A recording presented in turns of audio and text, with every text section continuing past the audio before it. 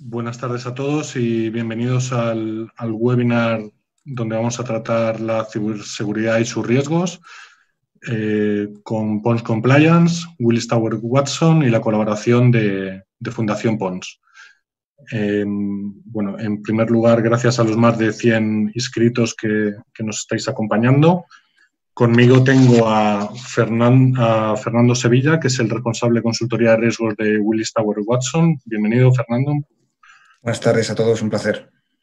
Y también está con nosotros Jaime Juárez, es abogado de Pons Compliance y bueno, también nos acompaña. Muchas gracias, Jaime. Muchas gracias a todos, buenas tardes. Si os parece, os voy a trasladar a todos un poco el formato del webinar. Queremos que sea participativo, así que, por favor, en la medida de lo posible, si tenéis cualquier duda, nos podéis dejar las preguntas en la sección de preguntas y respuestas que tenéis en el menú inferior o en el chat. Preferimos que sean preguntas y respuestas para llevar una mejor gestión de las mismas y que no se nos olvide ninguna. Empezará Fernando Sevilla analizando un poco las cuestiones técnicas derivadas de los riesgos en el ámbito de ciberseguridad. A continuación, Jaime Juárez explicará las herramientas legales que tenemos para protegernos y proteger a la compañía y las consecuencias y de prevenir posibles riesgos legales en torno a eso. Y Fernando Sevilla pues acabará hablando de también la parte de cómo las coberturas y cómo los seguros pueden ser una interesante cobertura para proteger esos riesgos. Si te parece, Fernando, cuando quieras, creo que alguien estás ya compartiendo, ¿no, Fernando, pantalla? Sí, correcto. Vale, en tus manos. Muy bien, muchas gracias, Juan. Buenas tardes a todos, es un placer estar aquí en este webinar en colaboración con Pons.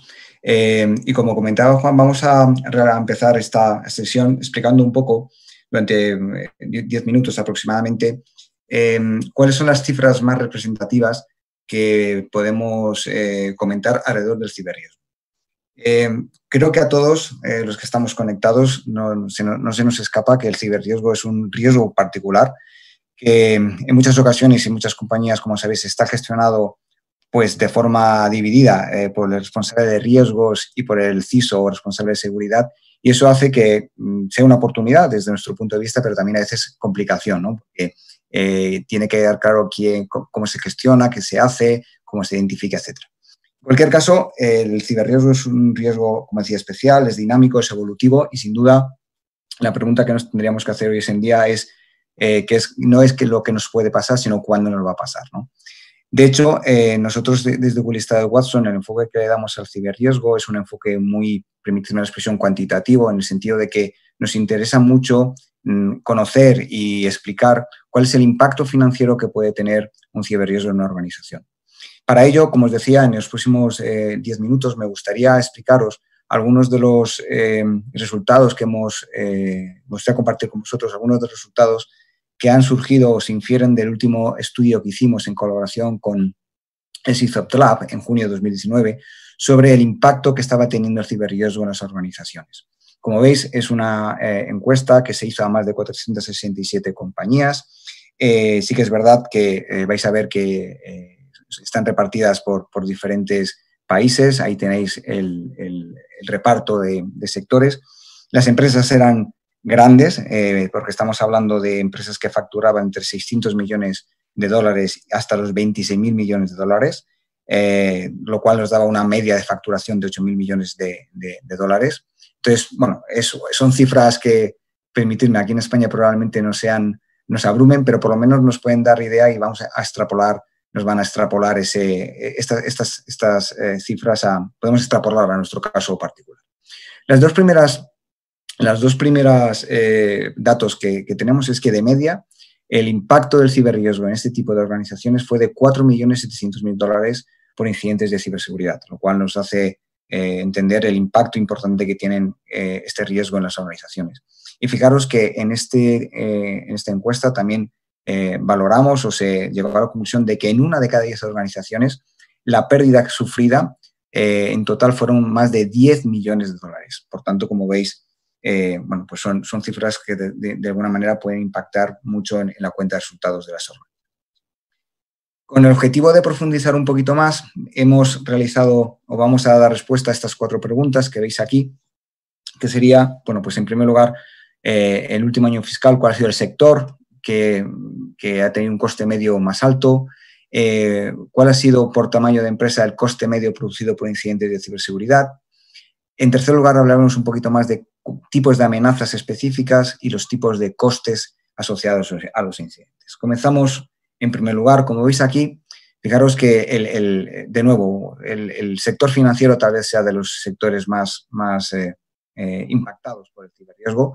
Fijaros que la pérdida media asciende a 7,2 millones de dólares, teniendo en cuenta que la facturación media de estas compañías era de 12.800 millones de dólares.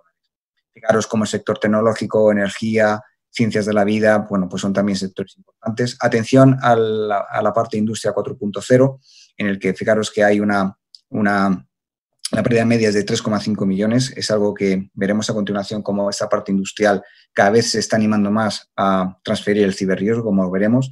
Y simplemente fijaros que en el sector de energía el ratio de pérdida media sobre la facturación obtenida es del 0,176%, es el más alto, ¿de acuerdo? Por tamaño de empresa, el coste medio, pues fijaros, aquí yo creo que podemos inferir un poquito más teniendo en cuenta el tamaño de empresa que existe en España. Fijaros que para el tamaño de empresa medio, es decir, estamos hablando de una facturación media de 600 millones de dólares, euros, la pérdida media asciende a 2 millones de dólares en este caso. Yo creo que a una empresa que factura 600 millones, una pérdida media de 2 millones puede impactar fuertemente en su cuenta de resultados. Aquí tenéis algún dato más, en aquellas que denominamos grande, 4,4 millones, la pérdida media asciende a 3,3. Y fijaros, yo siempre digo la diferencia, ¿no? Que una empresa que factura 600 millones tenga de media 2 millones de pérdida no tiene nada que ver con una que factura 4.400 y que tenga de media esos 3,3. La diferencia es abismal y obviamente en la mediana empresa pues el impacto puede ser mucho mayor. Si nos centramos un poquito más en la parte de amenazas, vamos a ver que vamos a centrarnos en dos en particular. Una es la brecha de datos y otra es la infección por ransomware. Como se ve, la brecha de datos consiste en que por medios tecnológicos o por medios tradicionales se exfiltra información que puede ser sensible, datos personales y pueden tener responsabilidades para terceros. El coste medio de brecha de datos asciende a 3,9 millones de dólares. Y aquí, fijaros a la derecha, esto es un informe, no es nuestro, me he basado en este caso de un informe realizado por IBM.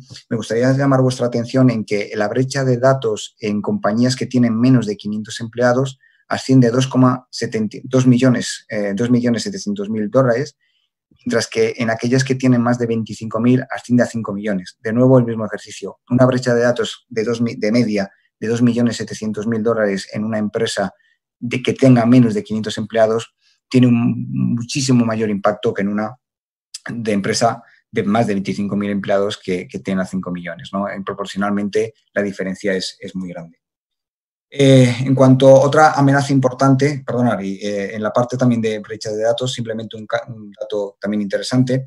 Como sabéis, desde mayo de 2018 está en vigor el Reglamento General de Protección de Datos, o GDPR, y en España, en este caso, se han notificado 1.698 brechas de datos con un importe de multas puestas por la Asociación Española de Protección de Datos, AEPD, por un importe de 1.381.000 euros, ¿de acuerdo? Ese es un poco también un dato significativo.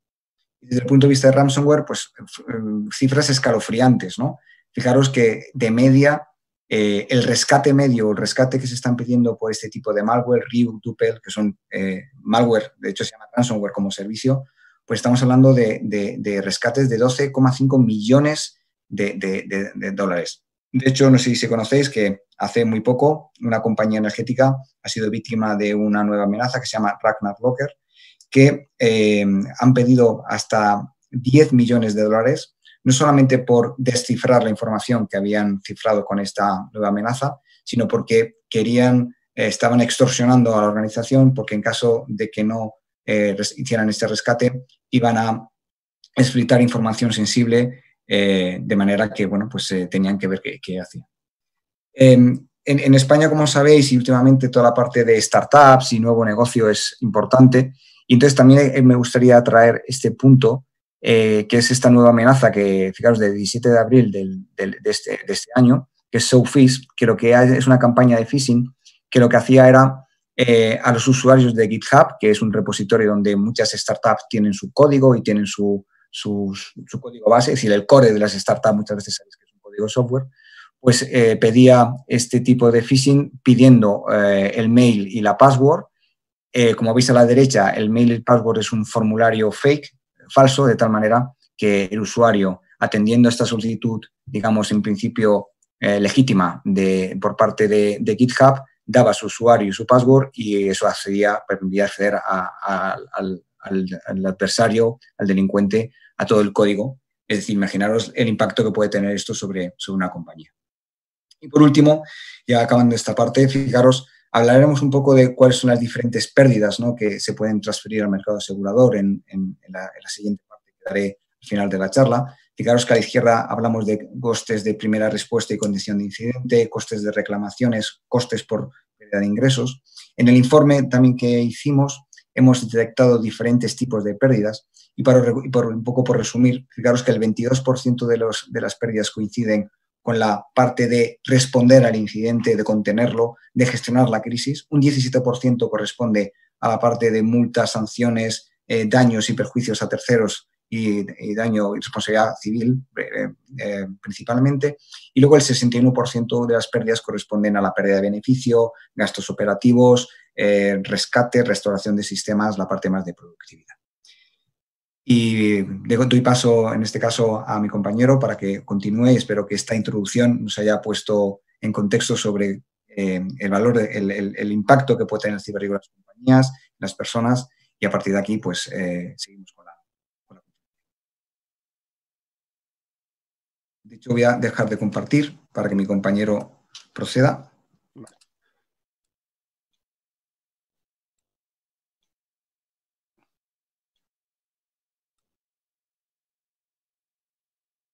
Perfecto, muchísimas gracias, Fernando. Muchísimas gracias a los organizadores. Bueno, mi presentación, se ve la presentación, ¿no? Mi presentación, en principio, va a centrarse sobre las consecuencias. Fernando está hablando de las consecuencias económicas que los problemas de ciberseguridad pueden tener para la organización. La presentación mía se va a centrar en los aspectos jurídicos que puede tener tanto para la organización como para sus administradores y responsables. Y ahí no pretendo ser muy técnico, voy a estar 10-15 minutos, no pretendo alargarme mucho más, luego ya en las preguntas, si queréis, entramos en los detalles que consideréis, pero hay que distinguir dos cosas. Fernando hablaba de las consecuencias, normalmente de los perjuicios que supone para las organizaciones la comisión de estos ilícitos, de estas irregularidades, pero a mí me gustaría dar un paso atrás, porque al final las empresas evidentemente pueden sufrir estos ciberataques, pero también pueden ser responsables las empresas o sus trabajadores de una serie de delitos a través contra esta ciberseguridad que puede perjudicar a la propia organización y a sus administradores. Así, vamos a distinguir dos partes. Una, aquellos delitos que se cometan por la organización, por los trabajadores de la organización, aunque incluso sus administradores o sus responsables no lo sepan, y las consecuencias jurídicas que ello puede tener para la organización y para esos administradores o responsables. Y luego ya sí, la parte en la que se ha detenido más Fernando, que son las consecuencias que tienen no ya económicas, sino también de responsabilidad civil para la organización y sobre todo para los directivos, los posibles delitos o los posibles ataques, brechas de seguridad que se cometan contra la organización. Con lo cual hay que tener en cuenta que no solo el que una empresa sufra un perjuicio de este tipo puede suponer un problema económico grave, sino que además la organización se puede ver enfrentada a una serie de consecuencias jurídicas, incluso penales, y de consecuencias también de responsabilidad civil al margen del perjuicio que sufra por esos ataques si no ha sido diligente y no ha hecho las cosas como las tenía que hacer. Y luego vamos a hablar un poco de jurídicamente qué herramientas hay para mitigar esos riesgos sin perjuicio de las herramientas que hay económicas a las que se dedicará Fernando al final tras mi intervención.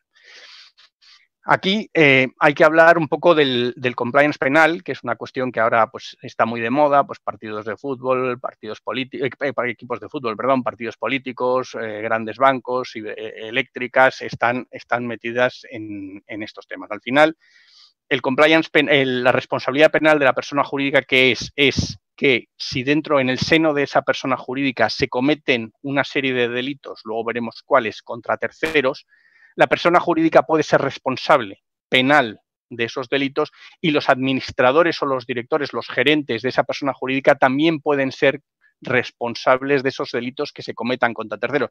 Y después veremos que dentro de esos delitos están los delitos típicos de la ciberseguridad a los que se refería un poco Fernando anteriormente. Es decir, si en el seno de una persona jurídica se cometen estos delitos por uno de sus miembros, puede ser un trabajador, puede ser un cliente, puede ser un proveedor, y eso beneficia directa o indirectamente a la organización, además de ser responsable del delito, ir a la cárcel en su caso, la persona que haya cometido el delito, también será responsable la persona jurídica, con las penas que después veremos, e incluso los administradores, aunque no tengan nada que ver y no sepan nada de lo que ha ocurrido, también pueden ser responsables penales de esas consecuencias, perdón, de esas actuaciones, aunque ya digo, no hubiesen sabido que se habían cometido, siempre y cuando ellos no hayan sido diligentes. Es decir, si el administrador es diligente y establece unos mecanismos, después veremos cuáles son, para evitar esos riesgos de comisión, aunque se cometa el delito, tanto la empresa como los administradores dejarán de ser responsables y solo será responsable la persona que lo ha cometido.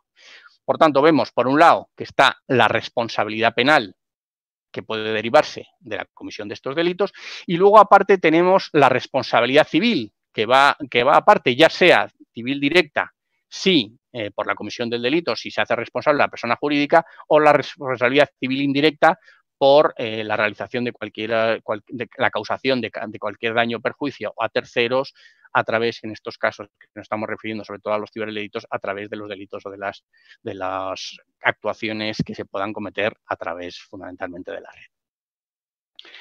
¿Cuáles son los delitos? Aquí aparecen los delitos de los que se puede hacer responsable a la persona jurídica y, en consecuencia, también a sus administradores. He destacado en amarillo un poco los que tienen más consecuencias con el tema de ciberseguridad que estamos planteando. Hablaba antes Fernando del tema de las brechas de seguridad, temas de revelación de secretos, delitos contra la intimidad. Es decir, hay que tener especial cuidado ahora en esta época en la que además el teletrabajo se está desarrollando de una manera mucho más importante por las circunstancias en las que nos encontramos.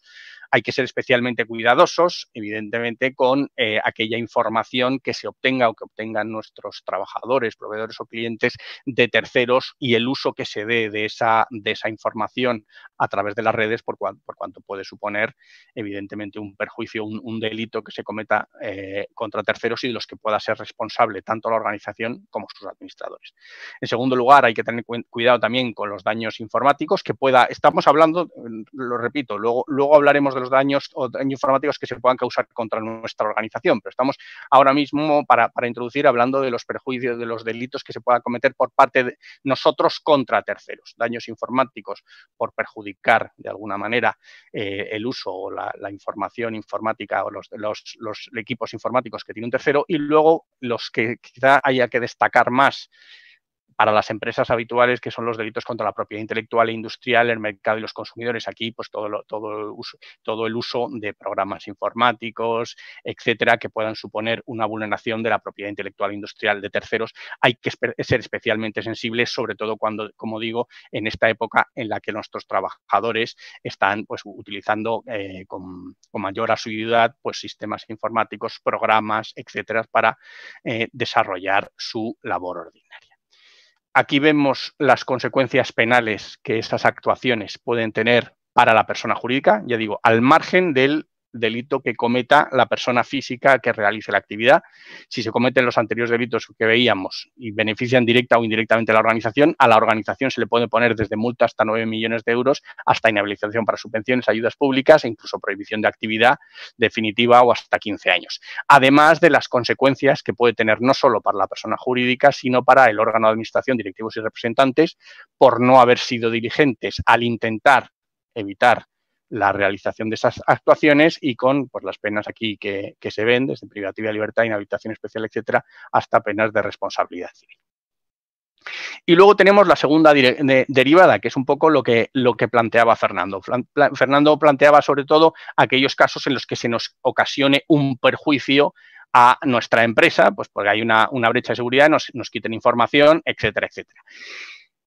Incluso en esos casos puede haber responsabilidad civil de la propia organización e incluso de nuestros directivos, aunque sea un perjuicio que se le ha ocasionado a nuestra empresa. A nuestra empresa le roban información o le causan algún perjuicio a través de estos ciberdelitos y no solo nuestra empresa sufre esa consecuencia, sino que además sus administradores pueden ser responsables civiles de esas consecuencias, de esos perjuicios que se han ocasionado. Y este punto es muy importante y sobre todo ha supuesto un cambio en los planteamientos anteriores a partir sobre todo de la sentencia, y la citamos, del Tribunal Supremo del año 2018. Al final, el Tribunal Supremo, ¿qué viene a decir? Oiga, los administradores tienen que ser responsables a la hora de gestionar las organizaciones. Las organizaciones, si sufren, aunque la organización sea la que sufre un perjuicio, si ha sido porque los administradores no han sido suficientemente responsables, estos deberán indemnizar con los daños y perjuicios que se le ha causado a dicha organización, aunque sea la suya, lo cual tiene unas importantes implicaciones en temas de pólizas de seguros a los que luego se referirá Fernando al terminar mi intervención. Todas estas consecuencias, por tanto, jurídicas, tanto de aquellos delitos que se cometan contra terceros por parte de nuestra empresa o por la personal, la gente vinculada a nuestra empresa, como de aquellos delitos, aquellos problemas que se le ocasionen a nuestra organización, se pueden evitar jurídicamente y la ley tiene una serie de mecanismos para mitigar o evitar esas consecuencias y no es otra que el compliance penal.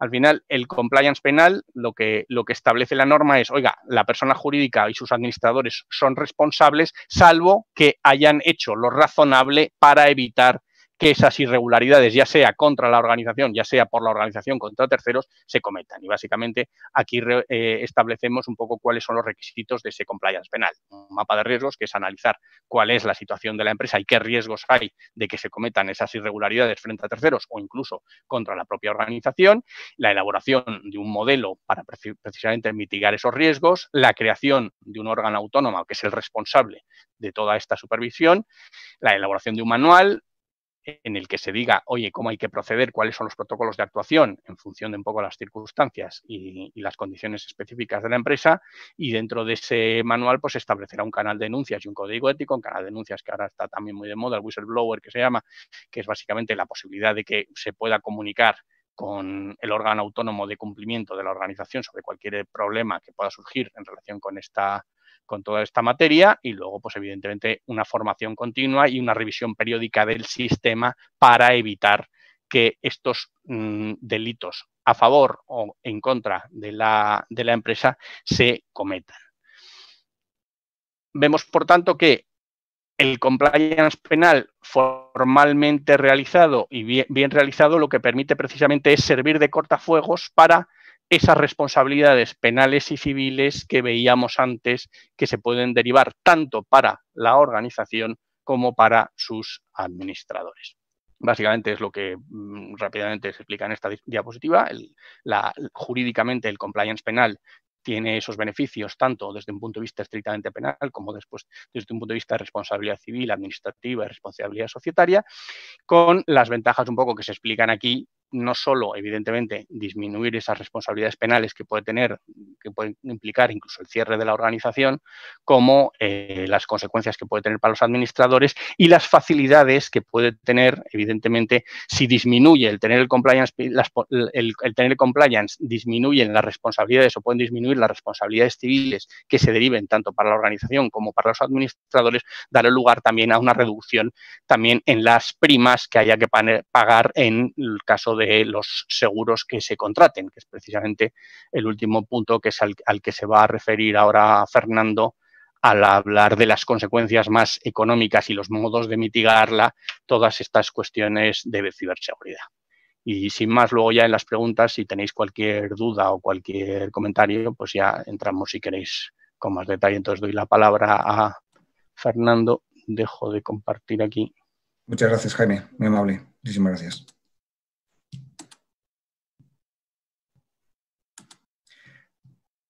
Muy bien, pues continuamos, si os parece, con la presentación, hilando un poco lo que lo ha comentado Jaime. De hecho, me he apuntado algunas cosas para corroborar un poco y para ampliar toda la parte de directivos que ha comentado Jaime, que me ha parecido muy, muy interesante.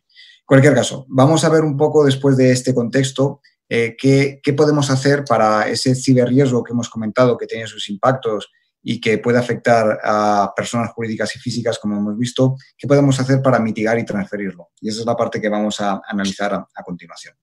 Pues fijaros, desde nuestro punto de vista, cualquier compañía actual, cualquiera, por el hecho de tener sistemas de información, personas que los utilizan y procedimientos que en muchas ocasiones no están diseñados, o si están diseñados o no están bien comunicados, tiene un ciberriesgo inherente. A partir de aquí, este ciberriesgo inherente, lo que están haciendo las diferentes personas que velan por la seguridad de los sistemas de información, es decir, los responsables de ciberseguridad, los CISOs o incluso las personas que gestionan los sistemas de información, es mitigar, ¿de acuerdo? Mitigar, pues, mediante el despliegue de controles técnicos, despliegue de soluciones anti-malware, firewalls, EDRs, etcétera. Diferentes tecnologías que permiten mitigar el riesgo, diseñan procedimientos y se llevan a cabo acciones de formación que permiten que ese ciberriesgo inherente que cualquier empresa tenga se reduzca llegando al mitigado. Cuando una empresa ha mitigado el riesgo, existe una opción adicional que es ese riesgo residual que se llama, es transferirlo. Esa transferencia no es absoluta, es decir, no todo el ciberriesgo se puede transferir y entonces lo que se hace es que parte de ese ciberriesgo residual se transfiere al mercado asegurador y, como ya hemos comentado, hemos adelantado, la forma habitual de hacer esa transferencia al riesgo del ciberriesgo es la contratación de un seguro o una ciberpóliza, como veremos a continuación. Y fijaros que una vez que hemos transferido, ese riesgo que queda, ¿de acuerdo? Es el riesgo tolerado, ¿no? Y se habla mucho de apetito al riesgo o apetito al ciberriesgo en este caso. Lo más importante es que en cualquier compañía, ese proceso de analizar el riesgo inherente, mitigarlo, transferirlo, debe ser un proceso de mejora continua que se vaya, digamos, haciendo y renovando pues constantemente, de tal manera que podamos entender perfectamente cómo ese riesgo dinámico y evolutivo que comentamos al principio, pues podemos ir mitigándolo, transfiriéndolo y aceptándolo de la mejor forma posible.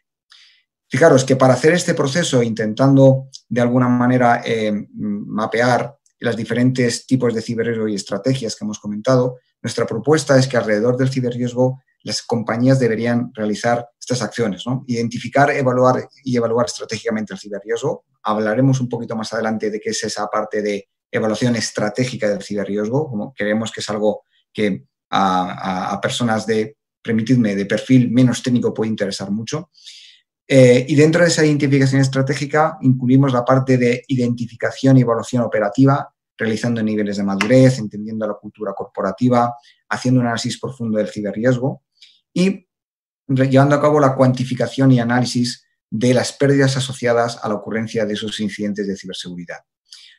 Tras esto, nuestra propuesta es mitigar principalmente diseñando planes de mitigación, transferir, es decir, una vez que hemos mitigado, realizar el mejor producto o la mejor ciberpóliza que cubra esos riesgos que queremos pasar al mercado asegurador. Y fijaros que en el punto de aceptación, como os decía antes, lamentablemente las empresas, por mucho que mitiguen y transfieran, tienen que ser conscientes de que algo puede ocurrir, de que de hecho puede pasar. Y la mejor forma de asegurar que estamos a gusto con ese apetito al riesgo, con ese riesgo aceptado, es tener un buen plan de respuesta ante incidentes que en caso de que produzca un incidente nos permita estar preparados, saber detectarlo, recuperarlo, erradicarlo, informarlo, de tal manera que minimicemos el impacto que un incidente tiene. Dicho esto, me voy a centrar en primer lugar, permitirme nosotros como consultora de riesgo y seguro, me vais a permitir que explique brevemente la parte de transferencia, ¿de acuerdo? Un poco para daros una pincelada de cuáles son las características de una ciberpóliza y luego hablaremos un poquito de cómo podemos hacer la parte de identificación y evaluación. Bueno, pues como comentábamos antes, ¿os acordáis que habíamos hecho un mapeo de los diferentes tipos de pérdidas en nuestro informe con las diferentes costes, pérdidas que tiene una ciberpóliza.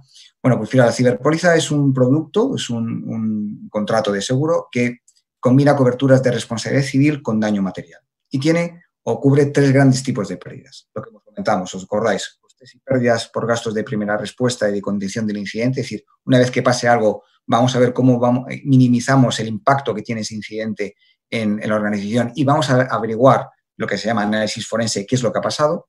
Un segundo bloque de costes y pérdidas que cubre sería la parte de reclamaciones por daños y perjuicios, multas, sanciones y consecuencias financieras ante autoridades y terceros. Y luego costes y pérdidas por ingresos por interrupción de negocio, gastos operativos para minimizar el incidente y gastos de resolución de sistemas. Lo más importante o un punto importante es que la ciberpóliza actúa, el objetivo principal es mitigar o cubrir esas diferentes pérdidas que hemos visto. ¿Y cuáles son los tríos? ¿Cuándo se activa una ciberpóliza? Una ciberpóliza se activa cuando ocurre un fallo en la privacidad de información, es decir, lo que se produce una brecha de datos, cuando se produce un fallo en la seguridad de los sistemas de información o de operación, un poco para aquellos que no sean muy duchos, se habla de Information Technology, la parte IT, la parte transaccional de sistemas de oficina, para que nos entendamos, con la parte OT, Operation Technology, porque sabéis que en el mundo industrial de infraestructuras críticas también se están automatizando tremendamente los sistemas. Fallos de sistemas, muy interesante esta cobertura, sobre todo para aquellos que tengáis perfil técnico, sobre todo a la hora de administrar, parchear, actualizar sistemas. Y una cuarta parte, es decir, el cuarto trigger o impulsor de la activación de la ciberpóliza sería sucesos que como compañía afecten a la reputación corporativa de terceros, ¿vale? Entonces, una vez entendido lo que cubre o estos 3 grandes tipos de pérdidas, lo que he hecho en este caso es para hacerlo un poquito más ameno, porque el tema de hablar de las coberturas a veces es tedioso. He puesto 3 escenarios de ciberriesgo, que es algo que también nosotros hacemos en la parte de consultoría, para explicaros cuáles serían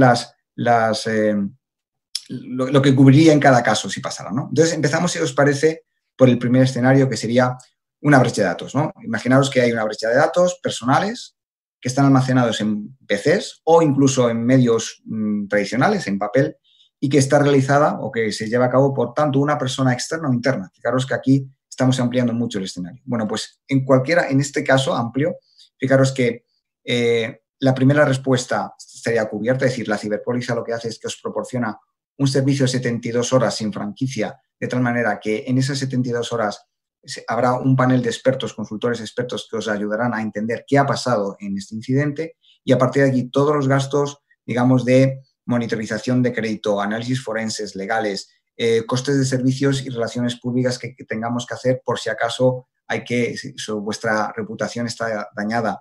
E incluso costes de prevención o mitigación ante una futura reclamación. Imaginaros que por culpa de ese incidente intuimos que un tercero nos va a reclamar. Todos esos gastos estarían cubiertos en ese primer bloque.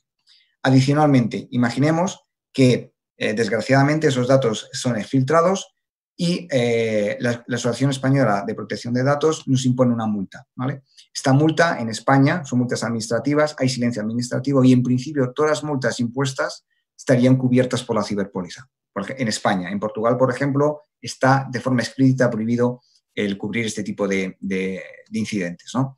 De nuevo, sabéis que en caso de una brecha de datos hay una obligatoriedad de informar en menos de 72 horas que se ha producido una brecha de datos. Si no se hace este acto y luego la Asociación Española de Protección de Datos te pone una sanción por no haber hecho estas 72 horas, también quedarían cubiertas esa pérdida. Y luego, igual, imaginaros que esta brecha de datos se ha producido y hay terceros que reclaman daños y perjuicios. Bueno, pues toda esta parte también quedaría cubierta, costes de defensa, consecuencias financieras por responsabilidad civil en este caso. Y por último, a la derecha, fijaros que la parte de gastos de reconstrucción, restauración y rendimiento del sistema, si hubiese que hacer algo, también quedaría cubierto en este escenario, ¿vale? Segundo escenario que hablamos, un fallo del ERP corporativo realizado por agente interno en proceso de actualización. Decía que esto es una cobertura interesante, imaginemos que tenéis un sistema ERP de gestión de nóminas, recursos humanos, como sabéis, y en el proceso de actualización, pues el sistema falla, ¿de acuerdo?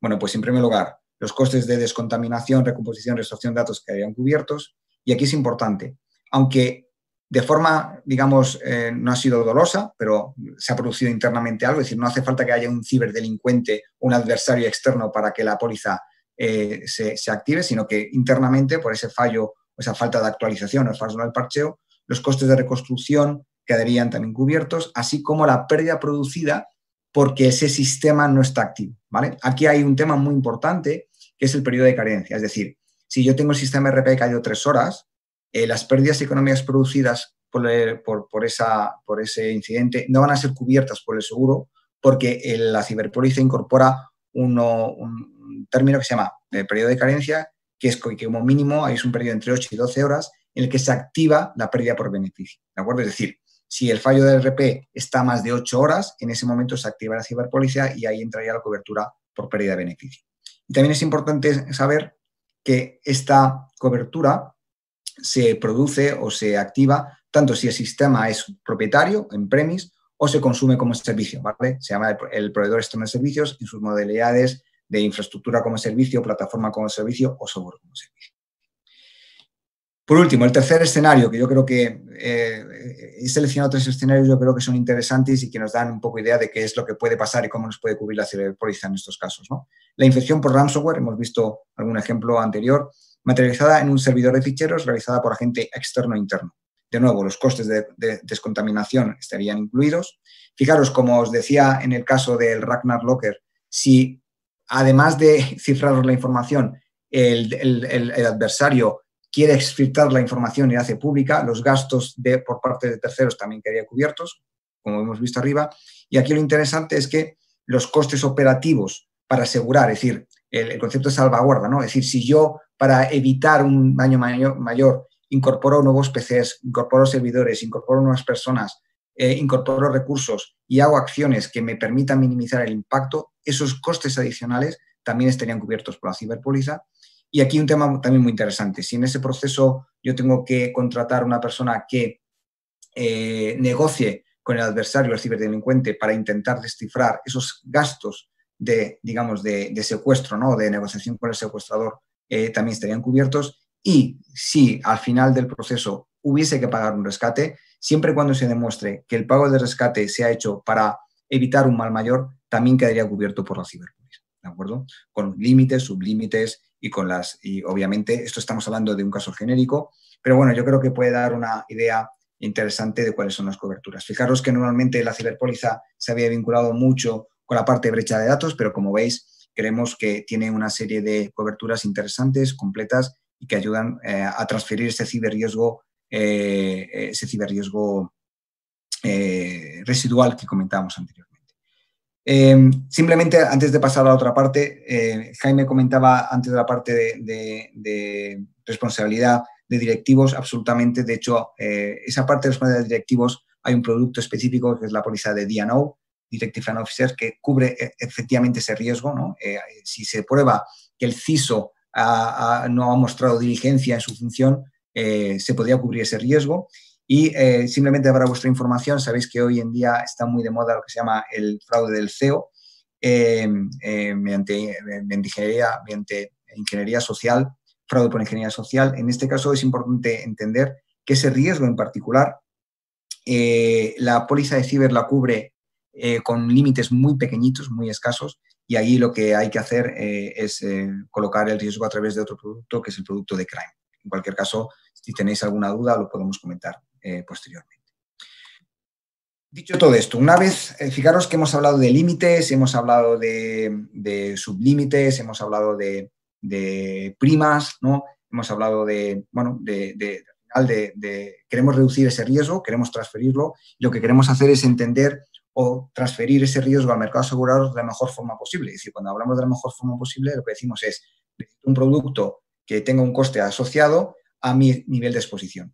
Nosotros, aparte de realizar esa transferencia, lo que comentamos desde Willis, lo que hacemos es tener esa visión global y ayudamos a hacer esa gestión estratégica del ciberriesgo que permite, bueno, pues realizar esa transferencia de una forma completa y óptima, ¿no? Entonces, fijaros que en ese proceso hablamos de esa identificación estratégica de ciberriesgo. Nosotros no somos una compañía tecnológica en el sentido de que no hacemos pentesting, ni hacemos análisis de vulnerabilidades, ni hacemos ejercicios de teaming, para eso hay maravillosas consultoras y empresas que lo hacen estupendamente bien. Nosotros lo que hacemos es identificar y evaluar, cuantificar el ciberriesgo utilizando un enfoque, digamos, transversal. Queremos ayudar a que el director financiero, el director general, el director de riesgos y el director de sistemas se pongan en una misma mesa y entiendan bien cómo el riesgo puede afectar a sus objetivos empresariales, ¿no? Entonces, fijaros, aquí hemos puesto una pequeña no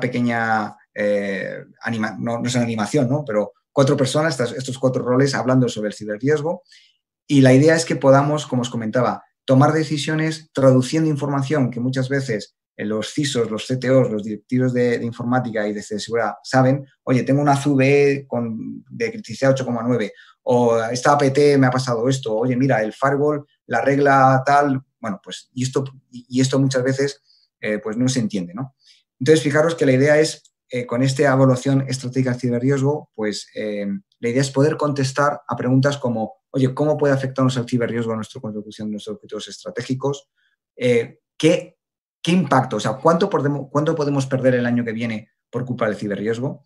Desde el punto de vista más de gerencia de riesgos, oye, ¿cuáles son esos ciberriesgos que me has comentado? ¿Cuáles existen? ¿Qué pérdidas pueden ser transferidas? ¿Qué límite general pongo? ¿Qué sublímites? ¿Qué prima debo pagar?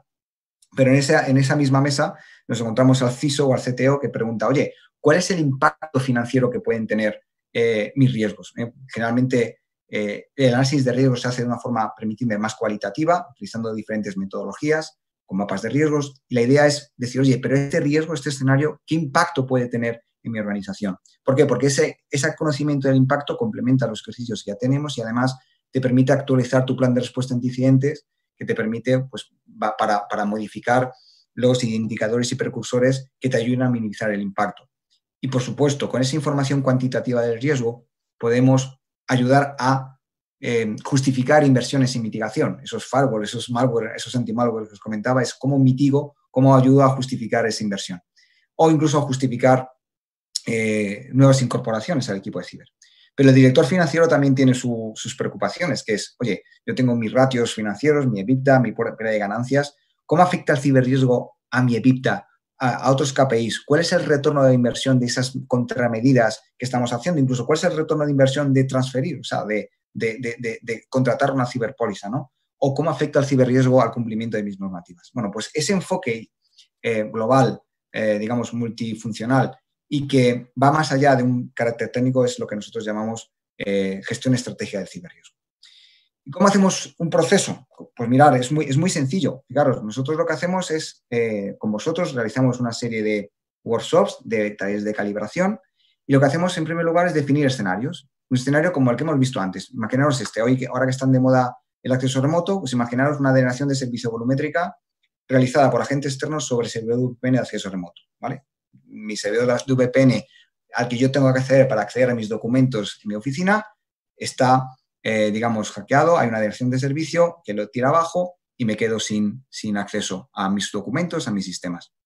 Lo que hacemos es trabajar con vosotros para conseguir estas cifras, un límite inferior, un límite superior de pérdidas. Imaginemos que en este caso hemos llegado a la conclusión de que por culpa de este escenario podemos perder entre 350 y 970.000 euros. A partir de ahí, si tenéis más interés, podemos hablar tipos de pérdidas que calculamos por productividad, por respuesta, por productividad, por reclamaciones, por multas, por ventaja competitiva, por replacement de activos, ¿de acuerdo? Llegamos a esa cifra y trabajamos con vosotros en la probabilidad de ocurrencia de ese escenario en un año.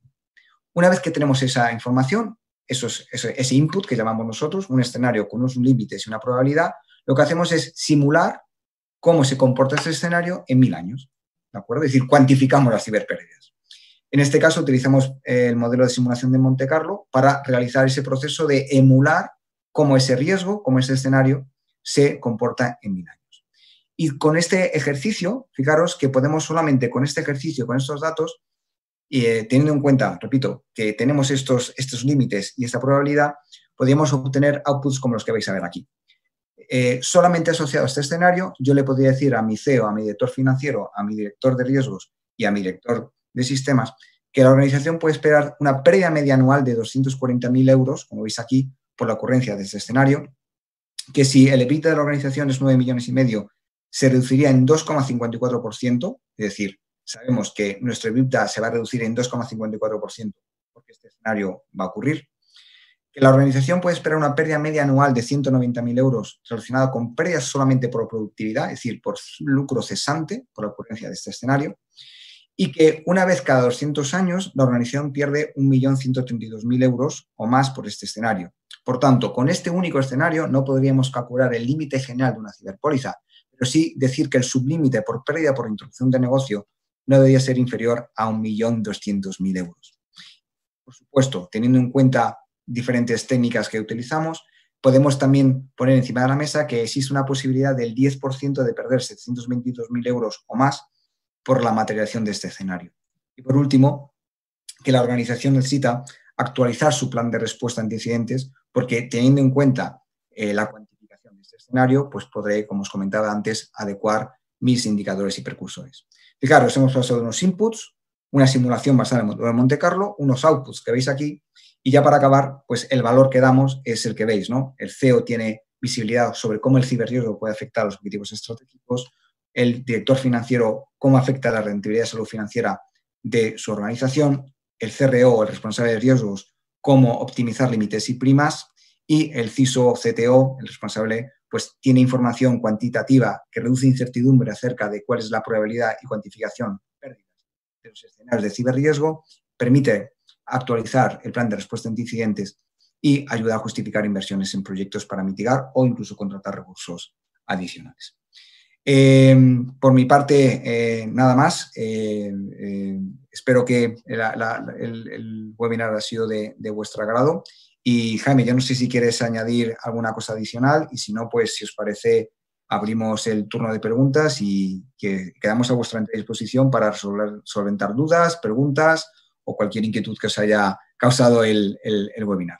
Jaime, no sé si querías añadir alguna cosa más. Nada, simplemente si os parece pasamos a las preguntas y ya ahí si hay alguna cuestión pues ya la desarrollamos un poquito más. Muy bien. Bueno, muchas gracias, Fernando. Jaime, sí que hay una pregunta que nos llegó a la hora de inscribirnos de un asistente relacionada, Fernando, con todo lo que tiene que ver ahora con el teletrabajo. Sí. Ahora hay un uso masivo del teletrabajo, las empresas han tenido que poner al día en este tema pues, de una forma acelerada y no sé de qué forma nos puedes ayudar primero a cómo integrar o cómo podrías ayudar desde la parte de seguros a este tipo de riesgos, cuáles habéis detectado, qué más hay y qué recomendáis a las empresas, cómo proceder en ese sentido. Muy bien, Juan. Muy buena pregunta y la verdad es que muy oportuna, ¿no? en las circunstancias en las que estamos. Pues a ver, la ciberpóliza, en principio, a mí me gusta mucho hablar en condicional en estos puntos, en principio, a no ser que haya una cláusula explícita, debe actuar de la misma manera que en condiciones normales, ¿no? Entonces, ahora digo, ¿cuál es esa cláusula explícita?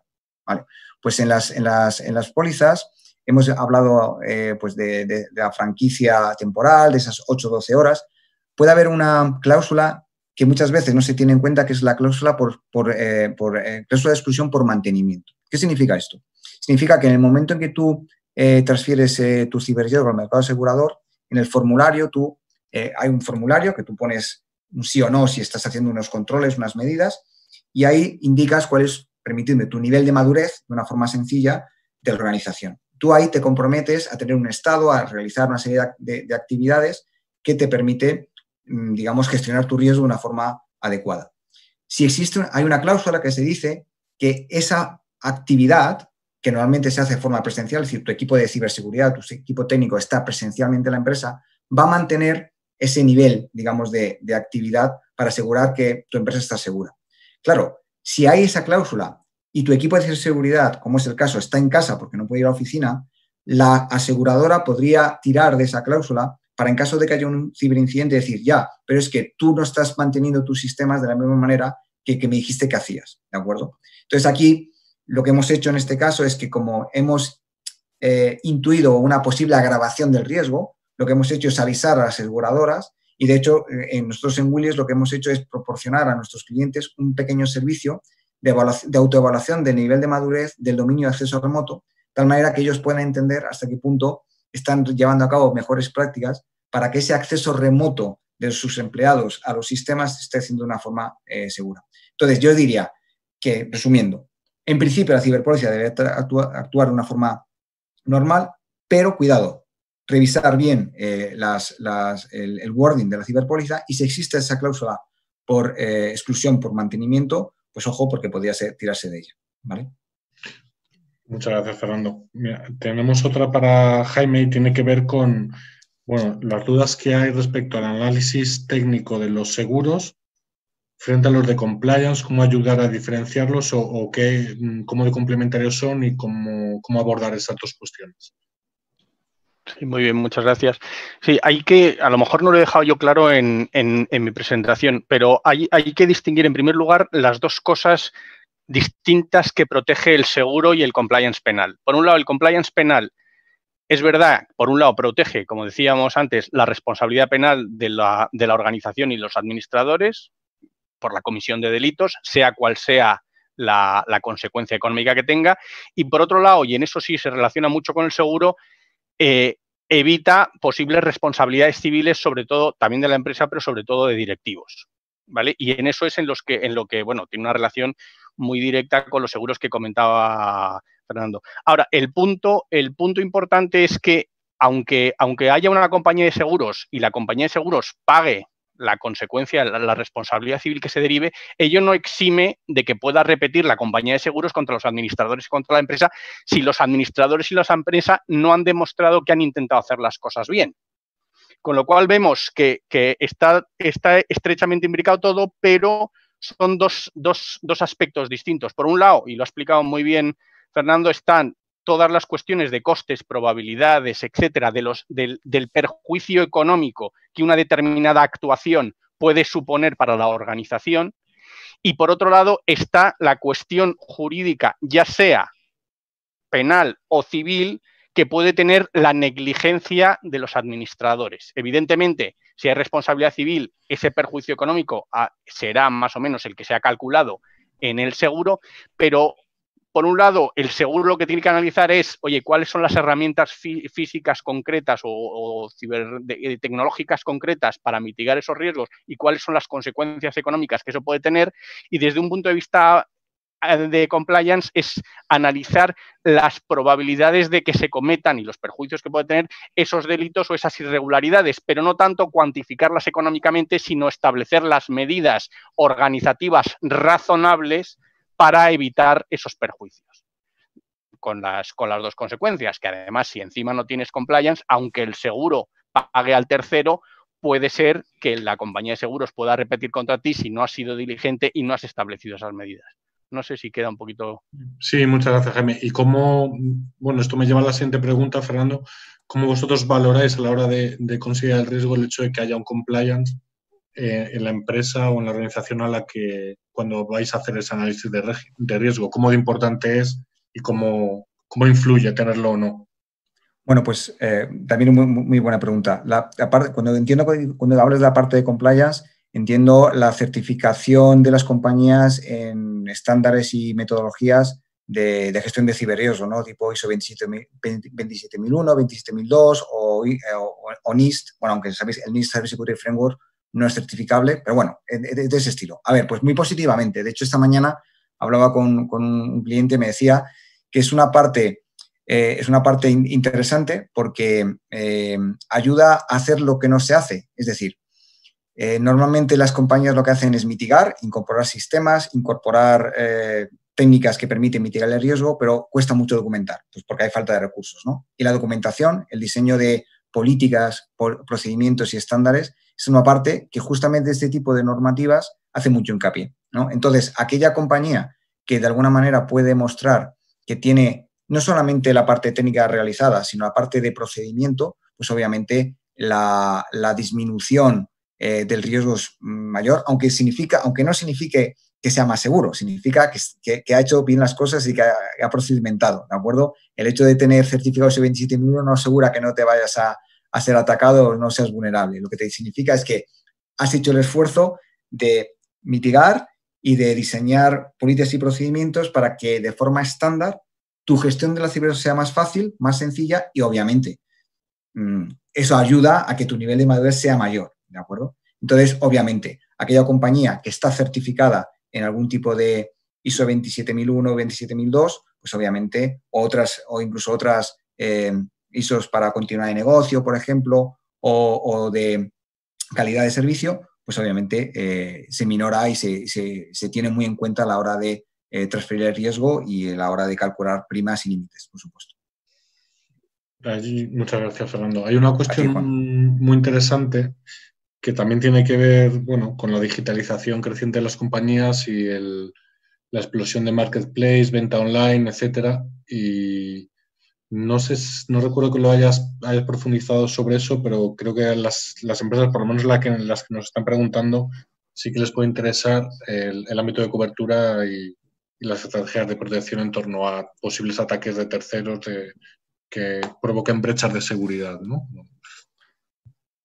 A ver, creo que la parte de negación de servicio no la he puesto, pero la explico, ¿no? Como os comentaba antes, en muchas empresas están utilizando el canal digital para sobrevivir en estos momentos. Yo creo que la digitalización y el uso masivo de estas tecnologías está siendo pues, enorme en estos días. Entonces, el peligro que tiene es que haya una denegación de servicios sobre una plataforma e-commerce, ¿de acuerdo? Y eso afecte directamente a tu cuenta de resultados porque la fuente de ingresos principal es tu plataforma, ¿no? ¿Cómo funciona la ciberpolicía en este caso? Pues lo que he explicado. Es decir, si tú tienes una plataforma e-commerce y tienes una denegación de servicio que te deja sin facturar durante 2-3 horas, esa pérdida por beneficio o por falta de facturación no estaría cubierta por el seguro porque la ciberpolicía incluye una franquicia temporal, que oscila entre las 8 y 12 horas, ¿de acuerdo?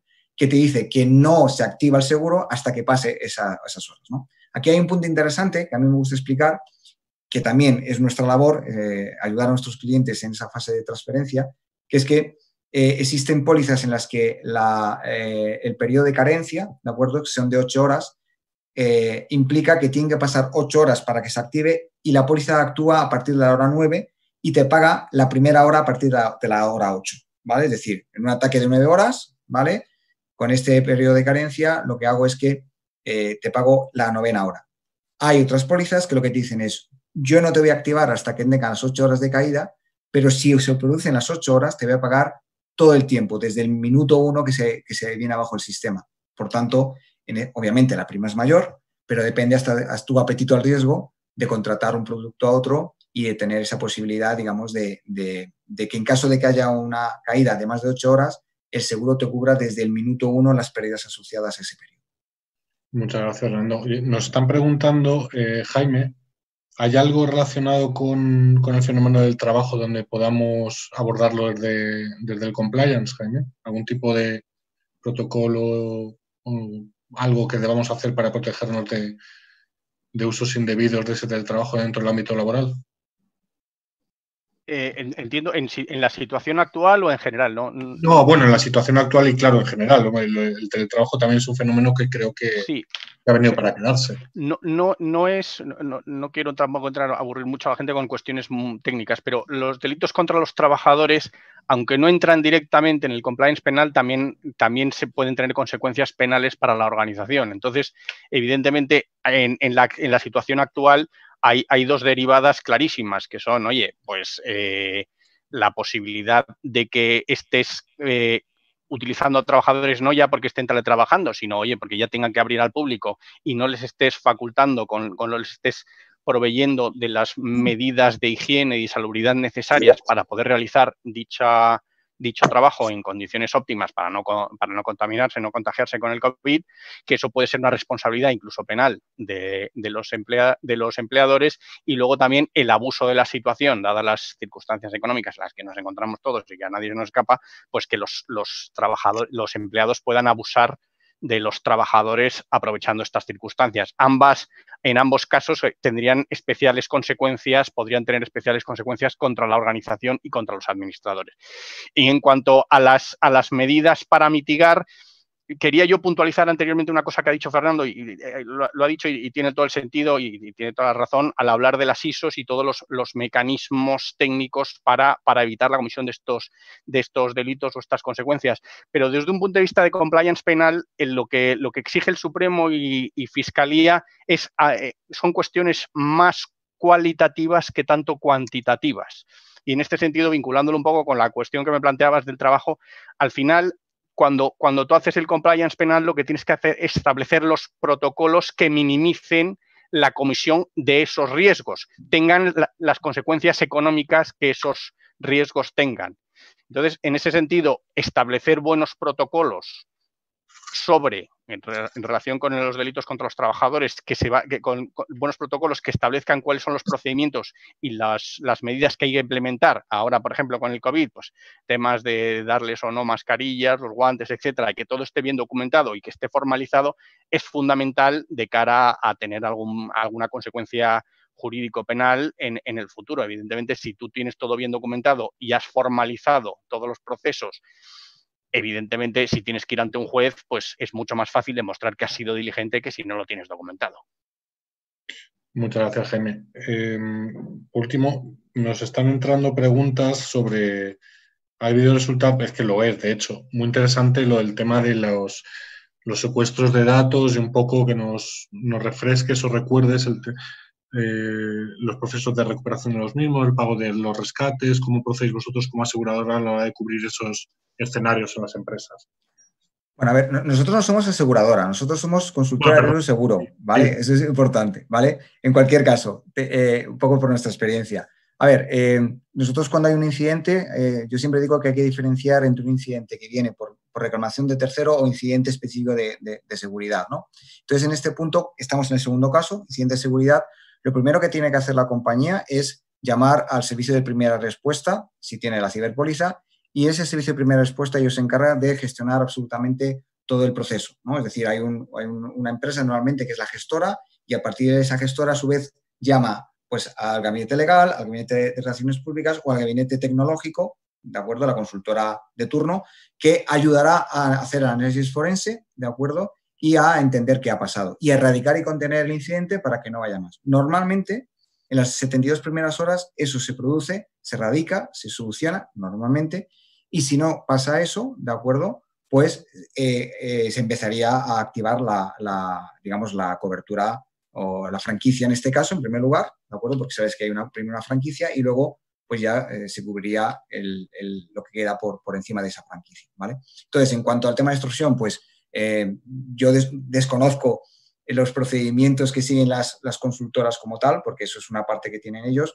pero lo que se hace es básicamente es que la consultora te llama, te dice, oye, ¿qué ha pasado? Dame información, dame logs, dame acceso a tus sistemas. Obviamente, si ese procedimiento, fijaros la importancia, si ese procedimiento de primera respuesta está bien integrado con el plan de respuesta ante incidentes que toda compañía debería tener, el impacto va a ser mucho menor, el tiempo de reacción va a ser mucho menor y vamos a minimizar muchísimo el impacto. Por eso yo siempre digo que es importante tener un plan de continuidad de negocio corporativo, sin ninguna duda, pero también es muy importante un plan de respuesta ante incidentes específico para eventos de ciberseguridad que esté integrado a su vez, si tienes con la ciberpóliza, con el plan con la primera respuesta. De tal manera que, bueno, pues se haga de una forma automática y que sea, bueno, y que incluso se hagan simulacros de cómo actuar en estos casos. ¿Vale?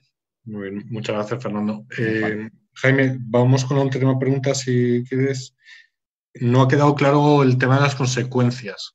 Las consecuencias de una deficiente elaboración de un compliance o, bueno, o tentaciones que hay de copia-pega, muy típicas de nuestro país. Y no, yo creo que, no sé si la pregunta es, se la amplío al usuario que nos la ha hecho. ¿Cómo de útil o no es utilizar un compliance de un tercero que no es aplicable a nuestra situación y las consecuencias derivadas de eso frente a no tenerlo? No sé si es peor no tenerlo o tenerlo mal hecho. Vale, bueno, por un lado, en cuanto a las consecuencias de no tener un compliance, pues lo explicaba antes, pero a lo mejor no ha quedado claro. Básicamente, fundamentalmente, dos, las posibles responsabilidades penales tanto para la organización como para sus administradores. ¿Cuáles? Yo creo que preguntaba. O sea, ¿cuáles en concreto en un escenario del que estamos hablando más o menos? Sí, lo planteaba, comparto un segundo la pantalla. Lo planteábamos anteriormente en una de las diapositivas. ¿Se ve la pantalla? ¿La que estoy compartiendo? No. Espera un segundo. A ver si...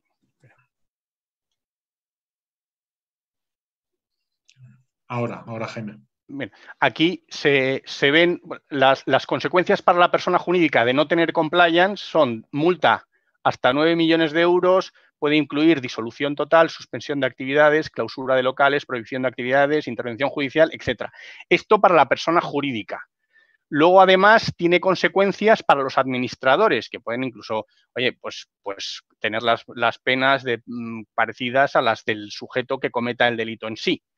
Y luego, además, tienes las consecuencias de responsabilidad civil que decíamos.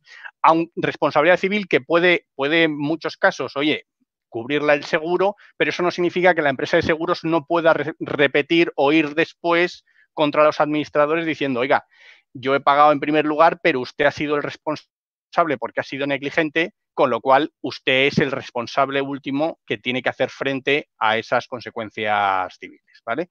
Entonces, el no tener compliance, las consecuencias pueden ser, oye, para la empresa y para los administradores las que estamos planteando.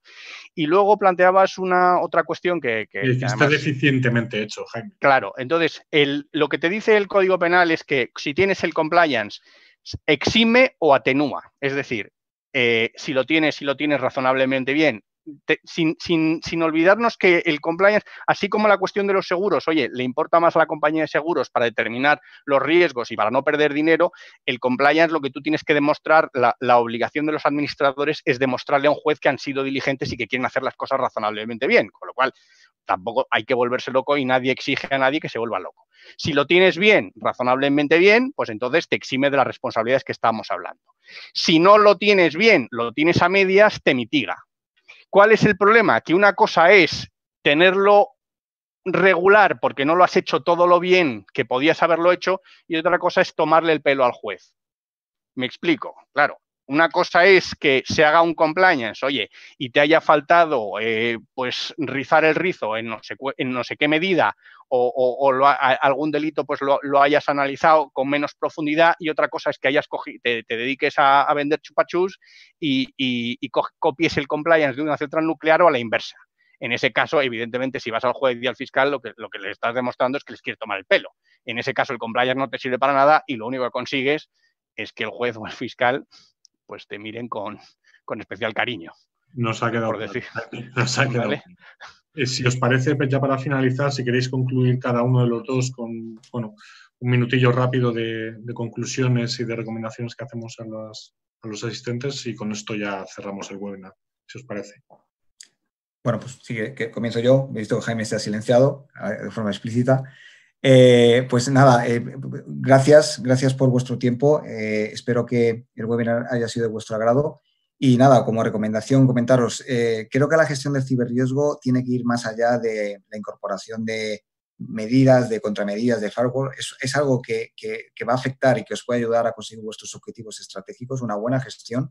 Una buena gestión del ciberriesgo implica identificarlos, implica cuantificarlos, implica conocerlos, implica mitigarlos y también transferirlos, ¿no? Yo creo que, desde mi punto de vista, si yo fuera CISO, en estos momentos, creo que en esa gestión integral del riesgo incluiría una parte de cuantificación para entender cómo puede afectar en mi empresa este riesgo tan particular y, obviamente, tendría una cobertura porque sé que, por mucho, la protección 100% no existe y que, bueno, en caso de que se produzca algo, sé que va a haber un backup por detrás, ¿no?, que me va a ayudar a que el impacto de mi organización sea el menor posible. Y nada, gracias de nuevo por la oportunidad, ha sido un verdadero placer y si necesitáis información adicional, pues Fernando Sevillano, no Sevilla, Fernando Sevillano, podéis contactar, aunque luego creo que también alguna compañera mía está por allí con vosotros y a vuestra entera disposición. Muchísimas gracias. Gracias a ti, Fernando. Jaime, para concluir. Bueno, pues en primer lugar pedirle perdón a Fernando porque me había silenciado, pero no por pasar del marrón, ni mucho menos. No, simplemente, bueno, agradecer también y yo sí quería, bueno, un poco en relación con el tema que a mí me ocupa, sí quería poner de manifiesto que nuestra forma de entender el derecho está cambiando y hasta ahora el derecho, los tribunales eran reactivos en el sentido, oye, pues el ejemplo paradigmático es la película Matrix. Hasta ahora en nuestro ordenamiento uno cometía una irregularidad y luego venía la jurisdicción, los juzgados, los tribunales y le perseguían o no. Y eso está cambiando y cada vez se exige más que sea la propia persona la que se preocupe de sí mismo, no ya en las cuestiones estrictamente económicas, como planteaba Fernando, oye, de calcular, mitigar y evitar consecuencias económicas no previstas o por falta, por negligencia de la persona, sino también evitar otras consecuencias jurídicas que pueden ser incluso más graves, como las penales, a través de una correcta prevención en lugar de una reacción una vez el hecho ya se ha consumado. Y por lo demás, pues muchísimas gracias a todos por la asistencia y espero que a pesar de lo difícil del tema, que es un poco farragoso, pues no haya sido demasiado aburrido para nadie. Bueno, sobre todo lo que ha sido, creo que útil para hacer, bueno, una primera aproximación a lo que desde el derecho y desde el ámbito en el que trabaja Willis Towers Watson, pues ayuda a las empresas. Nada, agradeceros a los dos vuestro tiempo, la explicación y agradecer a los, bueno, casi 100 asistentes que nos han acompañado, que nos vemos pronto y cualquier duda podéis contactar o bien con Willis o bien con Pons Compliance. Y con esto, pues damos por finalizado el webinar. Muchas gracias. Muchas gracias. Un abrazo. Hasta luego. Saludos. Adiós.